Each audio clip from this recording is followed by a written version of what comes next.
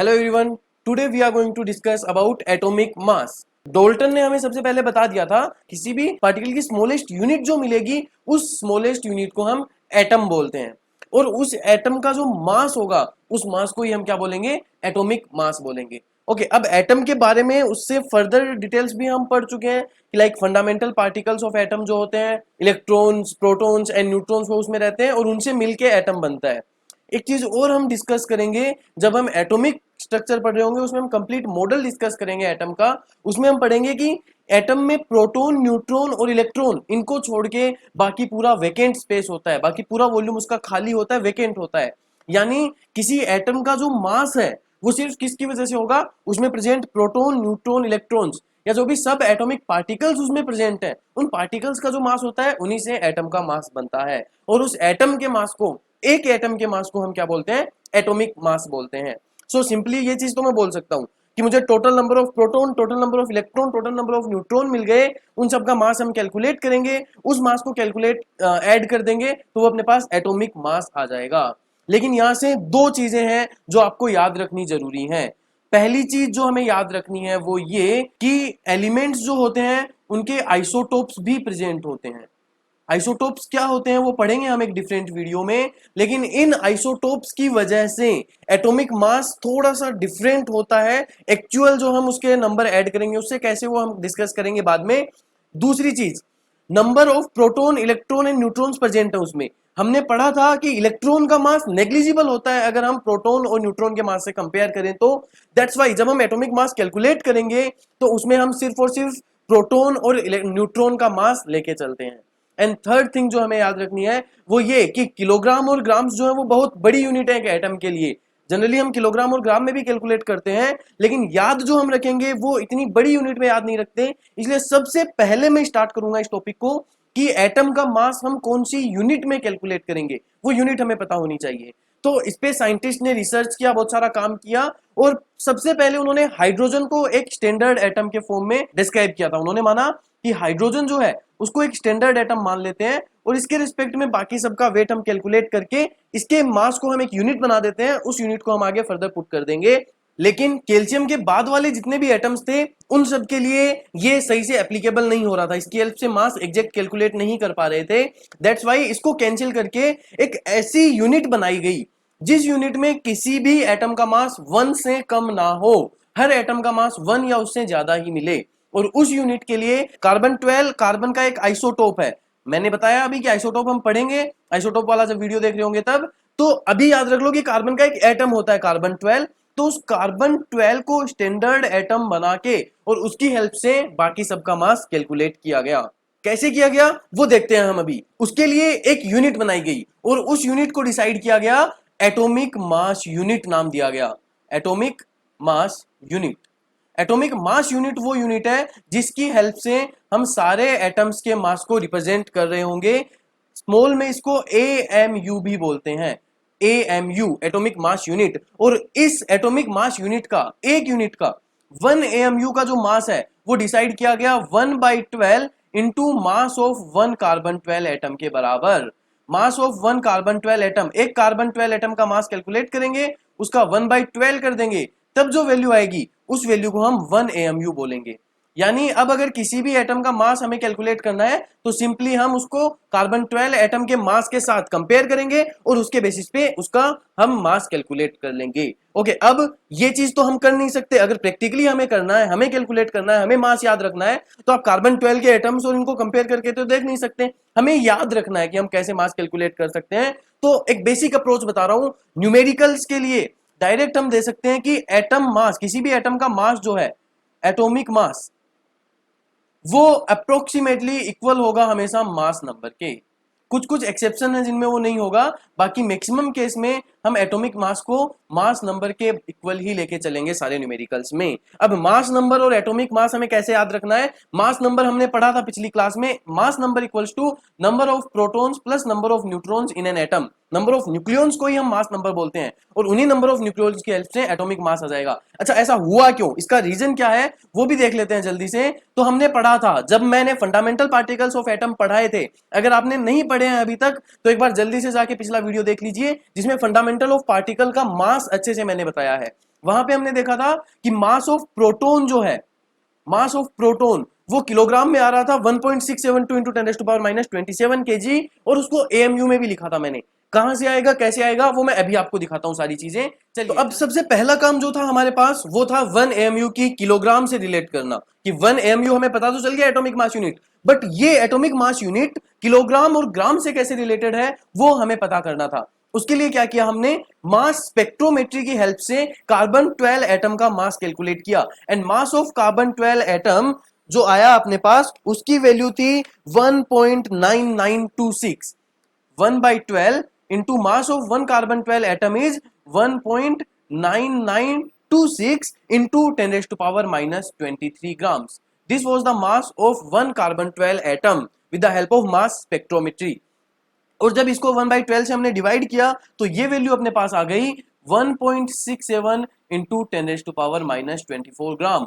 हमें ग्राम की फॉर्म में एएमयू की वैल्यू मिल चुकी थी। एक यूनिट हमने बनाई थी, उस यूनिट को हमने दूसरी यूनिट ग्राम में डायरेक्ट कन्वर्ट कर लिया। 1 AMU equal to 1.67 into 10 raise to power minus 24 ग्राम।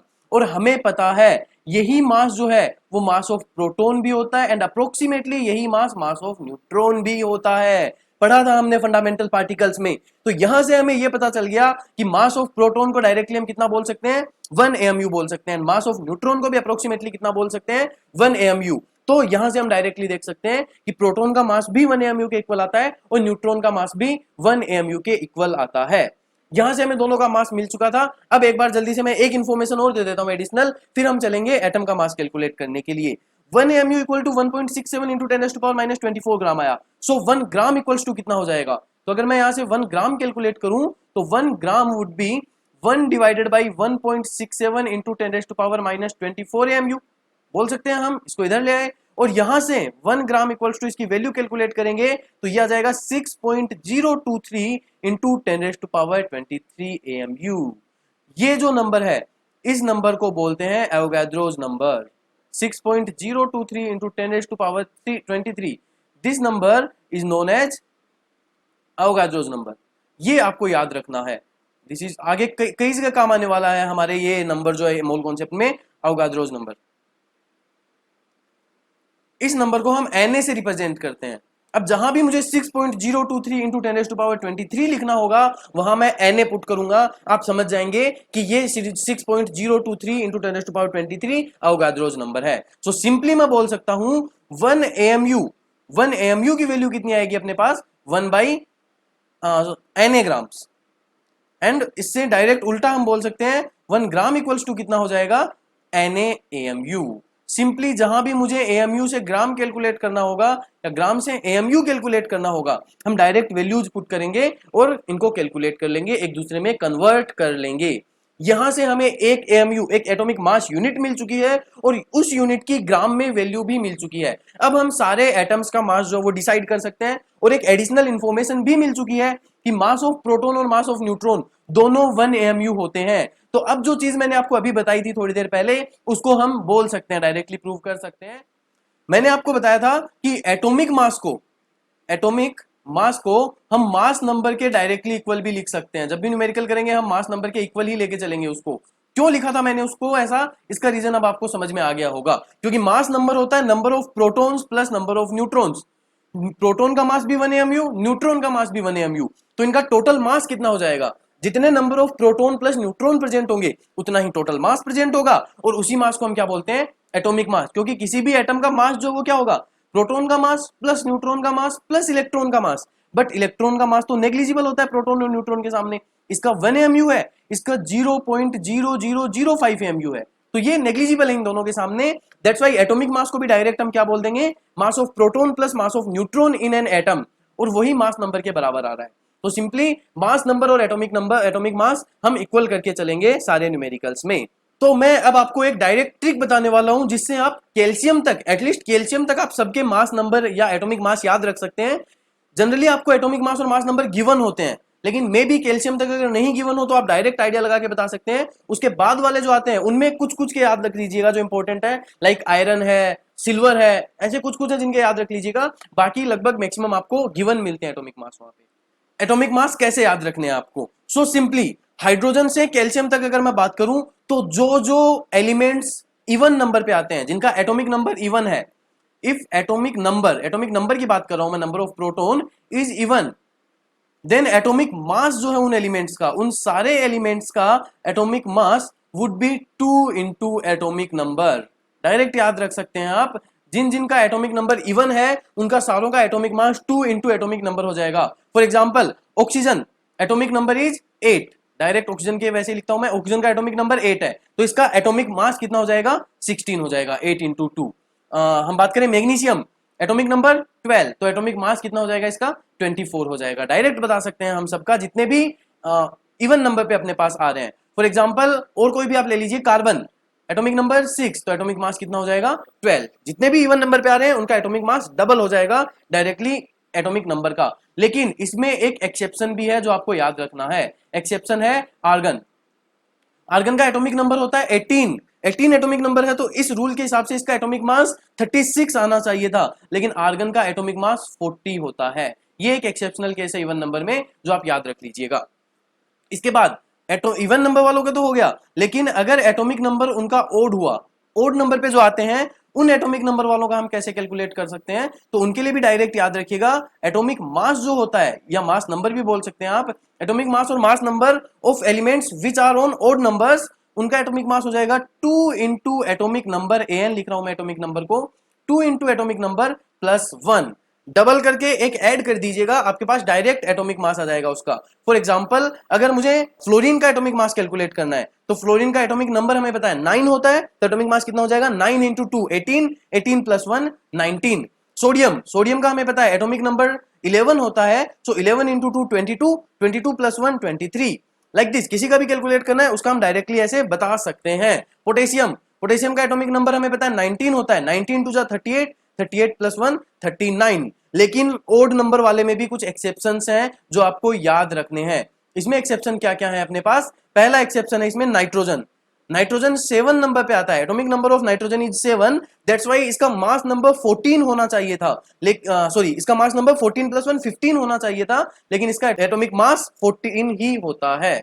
दूसरा एक्सेप्शन हाइड्रोजन का एटॉमिक नंबर 1 है, दैट्स व्हाई इसका एटॉमिक मास 3 होना चाहिए था, 1 इंटू 2 प्लस 1 अपने रूल के हिसाब से, लेकिन इसका एटॉमिक मास भी 1 ही होता है। हाइड्रोजन अकेला ऐसा एटम है जिसमें न्यूट्रॉन प्रेजेंट नहीं है, हाइड्रोजन अकेला ऐसा एटम है जिसमें number of neutron number of proton से कम है। ये कुछ स्पेशलिटी है हाइड्रोजन की, याद रखिएगा हमेशा। एंड तीसरा एक्सेप्शन जो है इसका, वो है क्लोरीन 17 नंबर पे आता है, दैट्स व्हाई उसका एटॉमिक मास 35 होना चाहिए था, लेकिन इसका एटॉमिक मास 35.5 mu होता है। तो ये 3 एक्सेप्शन है जो आपको याद रखने हैं। इन तीनों में एटॉमिक, ये जो रूल मैंने बताया आपको एटॉमिक नंबर और एटॉमिक मास का, ये फॉलो नहीं होते, और एक एक्सेप्शन इसका इवन नंबर वाले में है। बाकी कैल्शियम तक सबका एटॉमिक मास आप डायरेक्टली याद रख सकते हैं। तो ये अपने पास एटॉमिक मास याद रखने के कुछ तरीके हो गए। तो ये हमने एटॉमिक मास के बारे में चीजें पढ़ी, इनमें कुछ कुछ मेन पॉइंट्स जो आपको याद रखने, आपके काम आएंगे आगे तक, वो कौन कौन से हैं याद रखिएगा। पहला पॉइंट अपने को याद रखना है 1 AMU। 1 AMU इक्वल्स टू कितना होता है? 1/12 into mass of 1 carbon 12 atom, direct याद रखना है आपको। दूसरी चीज जो आपको याद रखनी है वो ये कि एटॉमिक मास जो है, न्यूमेरिकल्स जब भी आप सोल्व करोगे, एटॉमिक मास ऑफ एटम्स उनको आप मास नंबर के इक्वल लेके चलेंगे, number of proton plus number of neutron के इक्वल मान के चलेंगे हम। तीसरी चीज जो हमें याद रखनी है वो ये कि 1 gram equals to 6.023 into 10⁻23 AMU होता है, और vice versa 1 AMU equal to 1/6.023 into 10⁻23 gram होता है। और इसको, इस नंबर को भी आप याद रखेंगे, ये जो नंबर है इसको हम बोलते हैं अवोगाद्रोस नंबर, इसको Na से रिप्रेजेंट करते हैं, तो 1 ग्राम इक्वल्स टू Na/AMU, ये आपको याद रखना है, और इसका वाइस वर्सा भी आपको याद रखना है। उसके साथ आपको याद रखना है mass of proton, mass of neutron and mass of electron 1 1 and 0.0005 AMU respectively. उसके साथ ही आपको 1 से 20 तक सबके मास नंबर और एटॉमिक मास भी याद रखने हैं। इतनी चीजें अगर आप याद रखेंगे तो मास नंबर और एटॉमिक मास के क्वेश्चंस आप इजीली सोल्व कर पाएंगे। सो नेक्स्ट टॉपिक हम स्टार्ट करने वाले हैं मोलिक्यूलर मास। एटॉमिक मास हम देख चुके हैं और एटम एंड मोलिक्यूल्स भी हम पढ़ चुके थे। हमें पता है मोलिक्यूल्स जो होते हैं, molecules are combination of atoms. जब दो या दो से ज्यादा एटम कंबाइन होके एक कंपाउंड जो बनाते हैं उसको हम मोलिक्यूल बोलते हैं। So combination of atoms is known as molecules. तो अब अगर हमें मोलिक्यूल्स का मास कैलकुलेट करना है तो उसको हम बोलेंगे molecular mass. Mass of one molecule is known as molecular mass. तो अगर आपको एटॉमिक मास कैलकुलेट करना आ गया है तो मोलिकुलर मास तो आप इजीली कैलकुलेट कर सकते हैं। क्या करेंगे आप, उस मोलिक्यूल में जो जो एटम है उन सबके मास कैलकुलेट कीजिए और उन सबको ऐड कर दीजिए, उनका अल्जेब्रिक सम कर दीजिए, वही आपके पास मोलिकुलर मास आ जाएगा। एक एग्जांपल से डायरेक्टली बताता हूं मैं आपको। फॉर एग्जांपल, अगर मुझे H2O, अगर मुझे ऑक्सीजन का मास कैलकुलेट करना है तो इसको हम बोलेंगे एटॉमिक मास। लेकिन अगर मुझे H2O का मास कैलकुलेट करना है तो इसको हम बोलेंगे मोलिकुलर मास, क्योंकि H2O मोलिक्यूल है। H2O में कौन कौन है, 2 हाइड्रोजन प्लस 1 ऑक्सीजन प्रेजेंट है, तो 2 into mass of hydrogen plus mass of oxygen. Hydrogen का मास हमें पता है 1 AMU होता है, तो 2 इंटू 1 प्लस ऑक्सीजन 8 नंबर पे, एटॉमिक नंबर 8 है, दैट्स वाई इसका एटॉमिक मास 16 हो जाएगा, प्लस 16।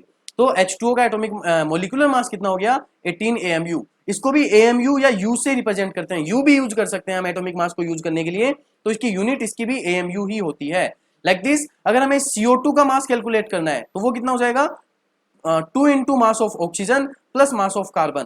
कार्बन का मास है 12 प्लस ऑक्सीजन का मास है 16, 16 into 2 32, so it will be 44 AMU। सो इसी तरीके से हम सबका मोलिकुलर मास भी कैलकुलेट कर सकते हैं। अगर एटॉमिक मास आपको कैलकुलेट करना आ गया तो मोलिकुलर मास तो कुछ भी नहीं है, बस सबका एटॉमिक मास निकाल के सबको सम कर देना है।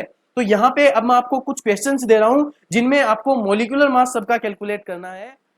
So question is calculate molecular mass of following compounds. ये कुछ कंपाउंड्स, आप मोलिक्यूल भी बोल सकते हैं, कंपाउंड भी बोल सकते हैं, कोई ज्यादा डिफरेंस नहीं है। Calculate molecular mass of following compounds, in compounds का आपको मोलिकुलर मास कैलकुलेट करना है। पहला है C6H6, C6H6 का आपको बताना है H2C2O4, H2SO4, C6H12O6। Urea, urea का फॉर्मूला आपको पता होना चाहिए, CCl4, CaCO3, CH3COOH and H3PO4। ये 9 कंपाउंड्स हैं, इनका मोलिकुलर मास आप कैलकुलेट करने की कोशिश कीजिए। इसमें सारे एटम्स वही यूज आएंगे जो मैंने आपको बताए हैं, उनका सबका लिखिए, ऐड कर दीजिए, सिंपली आपके पास आंसर आ जाएगा। अगर नहीं आता है तो कमेंट बॉक्स में मुझे बताइएगा, हम एक वीडियो बना के पोस्ट करके इसको भी डिस्कस कर लेंगे कि कितना इनका आंसर आ रहा है। तो यहाँ पे हमने एटॉमिक मास और मोलिकुलर मास को कंप्लीटली स्टडी कर लिया है। अगर ये वीडियो आपने पूरा देखा है तो आप इजीली इसकी हेल्प से atomic mass and molecular mass किसी का भी कैलकुलेट कर सकते हैं। Thank you.